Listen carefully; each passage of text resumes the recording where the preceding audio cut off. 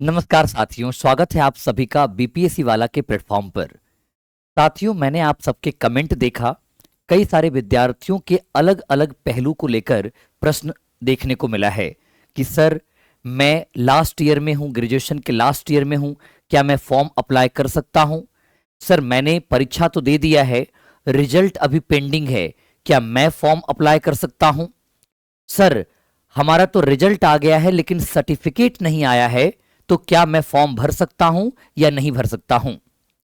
साथियों, बीपीएससी के द्वारा 71वीं बीपीएससी के लिए 1250 पदों के लिए नोटिफिकेशन जारी कर दिया गया है और फॉर्म भरने की तिथि 2 जून 2025 से शुरू हो जाएगी और आप अंतिम रूप से 30 जून 2025 तक फॉर्म भर पाओगे। ये वैकेंसी अपने आप में भी खास है, क्योंकि अभी 70वीं बीपीएससी में काफी महत्वपूर्ण पदों पर और लगभग 2000 से अधिक पदों पर वैकेंसी जारी की गई थी, जिसका मेंस एग्जामिनेशन हो चुका है, रिजल्ट पेंडिंग है और अब इसी बीच में 71वीं बीपीएससी की भी वैकेंसी जारी कर दी गई है और इसमें भी एसडीएम के लिए 100 पोस्ट देखने को मिल रहे हैं, वरीय उपसमाहर्ता के लिए। तो ये विद्यार्थियों के लिए एक अच्छी बात है। तो आज हम इन्हीं कुछ मुद्दों पर चर्चा करने वाले हैं कि फॉर्म कौन कौन भर सकता है, आरक्षण का लाभ किन विद्यार्थियों को मिलेगा, एजुकेशनल क्वालिफिकेशन क्या होनी चाहिए, अगर मैं ग्रेजुएट हूं तो क्या फॉर्म भर सकता हूं? बिल्कुल, क्योंकि बीपीएससी अप्लाई करने के लिए ग्रेजुएट होना अनिवार्य है। अगर मैं लास्ट ईयर में हूं तो क्या भर सकता हूं कि नहीं भर सकता, रिजल्ट पेंडिंग है तो भर सकता हूं कि नहीं भर सकता, और एज लिमिट क्या होता है। तो सबसे पहले बात कर लेते हैं कि एजुकेशनल क्वालिफिकेशन क्या होना चाहिए। बीपीएससी की परीक्षा में शामिल होने के लिए, यानी कि बीपीएससी सिविल सर्विसेज की परीक्षा में शामिल होने के लिए आपके पास मान्यता प्राप्त या जो सरकारी विश्वविद्यालय, जो समकक्ष योग्यता वाला जो विश्वविद्यालय है, वहां से क्या होना चाहिए? मान्यता प्राप्त विश्वविद्यालय से ग्रेजुएट होना चाहिए, स्नातक होना चाहिए या स्नातक के समकक्ष कोई अन्य योग्यता होनी चाहिए। जैसे बीटेक वो स्नातक के समकक्ष योग्यता है, एमबीबीएस स्नातक के समकक्ष योग्यता माना जाता है। तो या तो मान्यता प्राप्त विश्वविद्यालय से ग्रेजुएट हो और या तो समकक्ष योग्यता धारण करता हो। अब सवाल उन विद्यार्थियों के लिए है कि सर, मैं तो अभी 3rd ईयर में हूं, अपियरिंग ईयर में हूं, क्या मैं फॉर्म भर सकता हूं? उत्तर है साथियों, नहीं। अगर आप अपियरिंग में हो तो आप फॉर्म नहीं भर सकते हो, क्योंकि आपके पास होना जरूरी है, आपके पास मान्यता प्राप्त विश्वविद्यालय से स्नातक का योग्यता होना जरूरी है। यानी जो अपियरिंग विद्यार्थी हैं, जो 3rd ईयर के विद्यार्थी हैं, वो फॉर्म नहीं भर सकते हैं।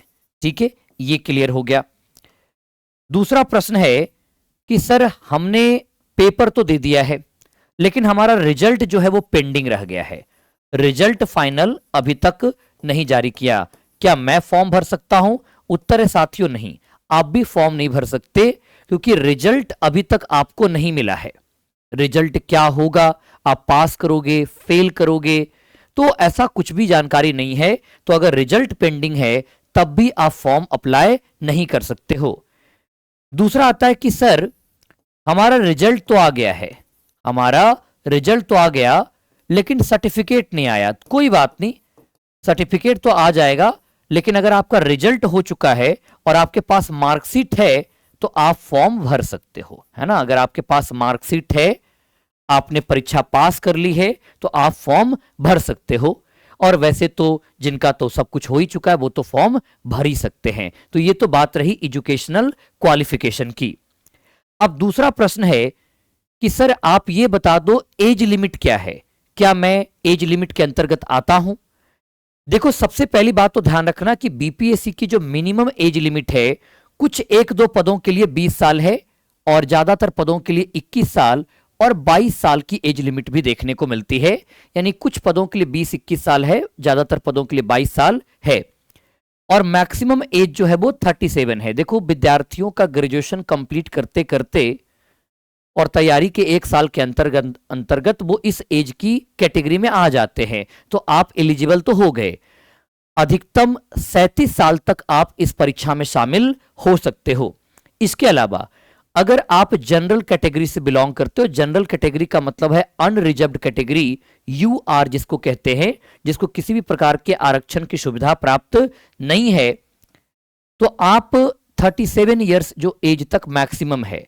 लेकिन अगर आप जनरल कैटेगरी फीमेल हो तो 40 ईयर्स है, यानी कि 3 साल का आपको एज रिलैक्सेशन मिलता है।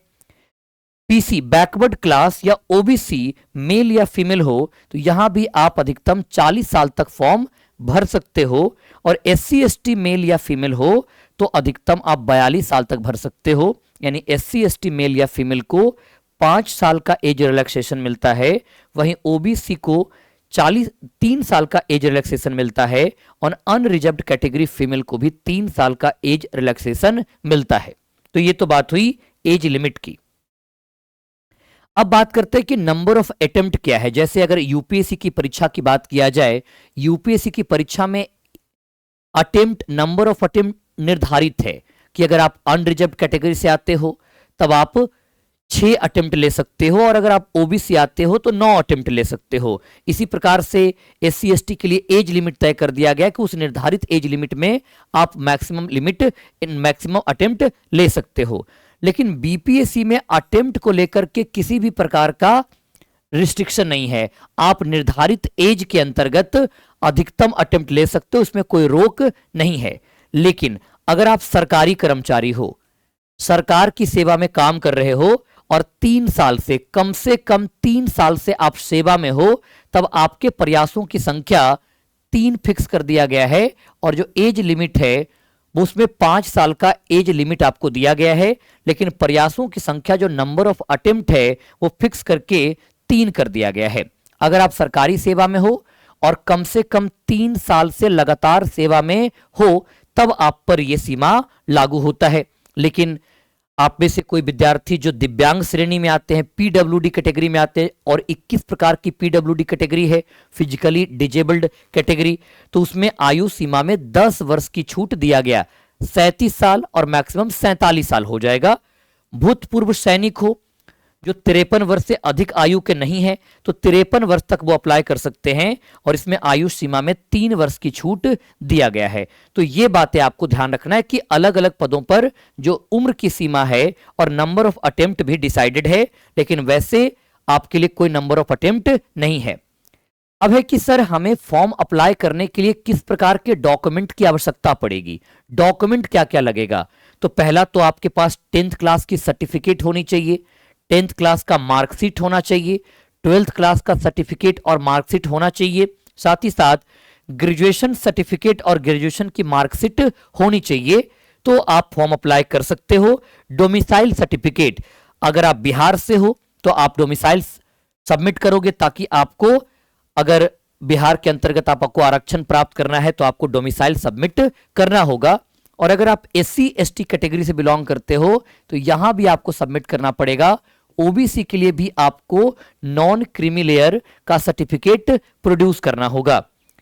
ईडब्ल्यूएस कैटेगरी से आते हो, इकोनॉमिक वीकर सेक्शन से, तो वहां भी सर्टिफिकेट आपको चाहिए। और अगर आप पीडब्ल्यूडी कैटेगरी से आते हो तो वहां भी सर्टिफिकेट आपको मेंशन करना पड़ेगा।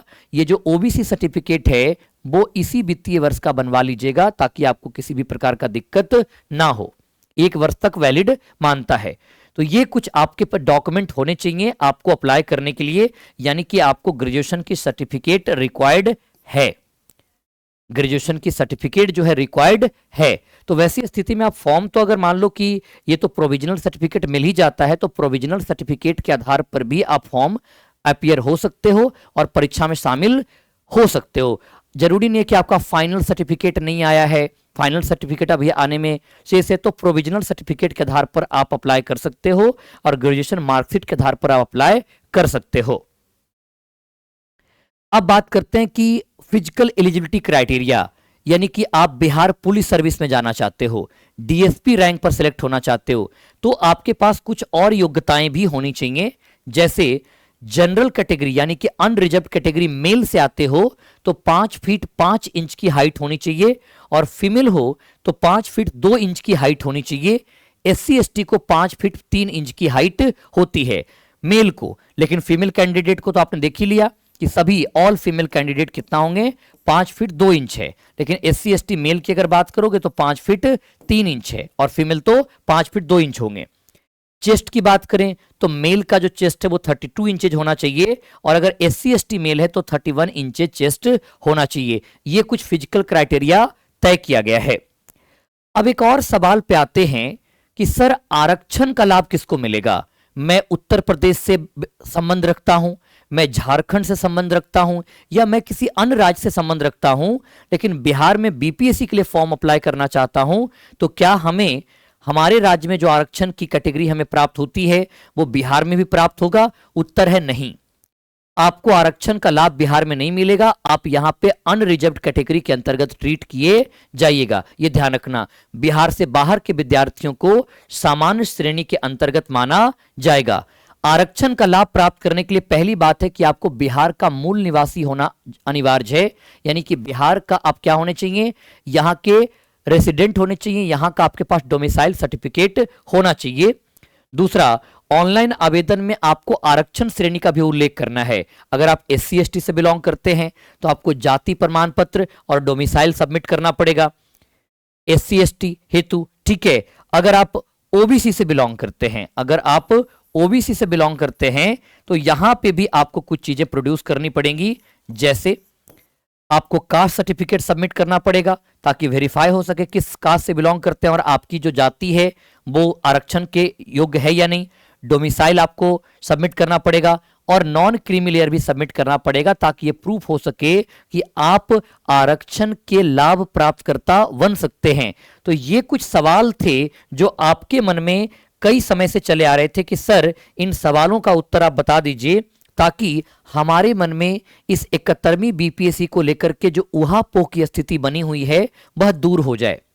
तो मुझे लगता है कि मैं आपके सभी प्रश्नों के उत्तर देने में सक्षम हो पाया हूं।